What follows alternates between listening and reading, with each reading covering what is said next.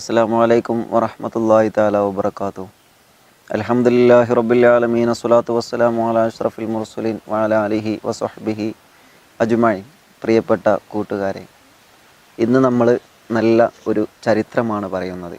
ഔലിയാക്കന്മാരിൽ നിന്ന് പ്രമുഖനാണ് മഹാനായ ഇമാം ഷിബിലി റളിയല്ലാഹു അൻഹു. അള്ളാഹു അവിടുത്തെ ഹക്ക് ബറക്കത്ത് കൊണ്ട് നമ്മുടെ ആഖിബത്ത് അള്ളാഹു നന്നാക്കി തരുമാറാവട്ടെ. ഷിബിലി ഇമാം റളിയല്ലാഹു അൻഹു വനാന്തരത്തിൻ്റെ ഉള്ളിലൂടെ ഒരുപാട് കാലം ഇബാദത്തുമായി ജീവിച്ചത് ചരിത്രങ്ങളിൽ കാണാൻ കഴിയും. ഔലിയാക്കന്മാരൊക്കെ അങ്ങനെയാണ്.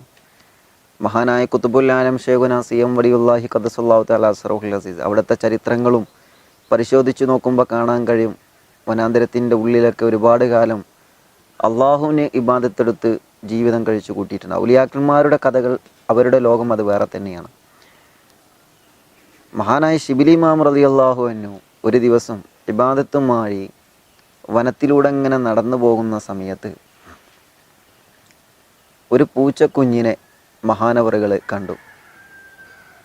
വന്യമൃഗങ്ങളുടെ അക്രമമേറ്റിട്ട് വിശന്ന് വലഞ്ഞ് ഒരു പൂച്ചക്കുഞ്ഞ് വഴിയോരത്ത് ഇങ്ങനെ കിടക്കുന്ന രംഗം കണ്ടപ്പോൾ ഷിബിലി ഇമാം റളിയല്ലാഹു അൻഹു ആ പൂച്ചക്കുഞ്ഞിനെ രണ്ട് കൈകളിലെടുത്ത് വനത്തിൻ്റെ ഉള്ളിൽ നിന്ന് കുറച്ച് പച്ചിലകളൊക്കെ എടുത്തിട്ട് മുറിവ് പറ്റിയ സ്ഥലത്ത് പുരട്ടിക്കൊടുത്ത് വനത്തിൻ്റെ ഉള്ളിൽ നിന്ന് തന്നെ ഒരു അരുവിയിലേക്ക് കൊണ്ടുചെന്നിട്ട് ആ പൂച്ചക്കുഞ്ഞിന് വേണ്ട വെള്ളം മഹാനുഭാവൻ കൊടുത്തു.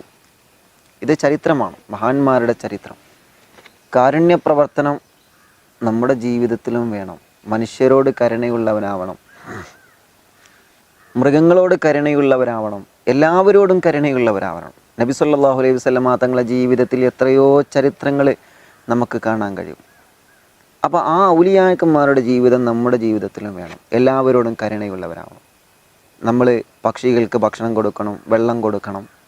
നമ്മുടെ വീട്ടിൽ വരുന്ന കാക്കകളെ പോലത്തെ പക്ഷികൾ, പൂച്ചകൾ, കോഴികൾ, അതേ പ്രകാരം എല്ലാ ജീവികൾക്കും നമ്മൾ ഭക്ഷണം കൊടുക്കണം. അത് കാരുണ്യ പ്രവർത്തനമാണ്. ഒന്നിനെയും നമ്മൾ വെറുതെ വേദനിപ്പിക്കാൻ പാടില്ല. മഹാന്മാരായ ഔലിയാക്കന്മാരെ ചരിത്രങ്ങളൊക്കെ അങ്ങനെയാണ്. മഹാനായ ഖുതുബുൽ ആലം ശൈഖുനാ സിയം വലിയുല്ലാഹി ഖദ്ദസല്ലാഹു തആല അസ്റഹുൽ അസീസ് മഹാനുഭാവൻ്റെ ചരിത്രങ്ങളിൽ കാണാൻ കഴിയും. അവിടുത്തെ ജീവിത ചരിത്രത്തിൽ നിന്ന് ഞാൻ വായിച്ചെടുത്തിട്ടുണ്ട്. ബഹുമാനപ്പെട്ട ഖുതുബുൽ ആലം സിയം വലിയുല്ലാഹി തങ്ങളുപ്പാപ്പാൻ്റെ ശരീരത്തിലൂടെ ഒരു ഉറുമ്പ് ഇങ്ങനെ അരിച്ചുപോയി. ആ ഉറുമ്പ് അരിച്ചു പോയപ്പോൾ സമീപത്തുണ്ടായിരുന്ന ഒരു ഹാജിയാർ, ആ പ്രിയപ്പെട്ട സഹോദരൻ ആ ഉറുമ്പിനെ ശരീരത്തിൽ നിന്ന് വല്ല തട്ടിയെടുത്ത്, നമ്മളങ്ങനെയാണല്ലോ, നമ്മുടെ കൂട്ടുകാരുടെ ശരീരത്തിലെ ഉറുമ്പോ വല്ല ജീവികളോ അരിച്ചു പോകുന്ന കാണുമ്പോൾ നമ്മളത് തട്ടിക്കൊടുക്കും. പക്ഷേ സിയം വലിയുള്ളാൻ്റെ ശരീരത്തിലൂടെ അരിച്ചുപോയ ആ ഉറുമ്പിനെ തട്ടിയപ്പോൾ ആ ഉറുമ്പൊന്ന് ചത്തുപോയി. ഉടനെ തന്നെ മടവൂർ പാപ്പ ആ പ്രിയപ്പെട്ടവരോട് ചോദിച്ചു, നിങ്ങളതിനെ കൊന്നുവല്ലേ? തൗബ ചെയ്യണം.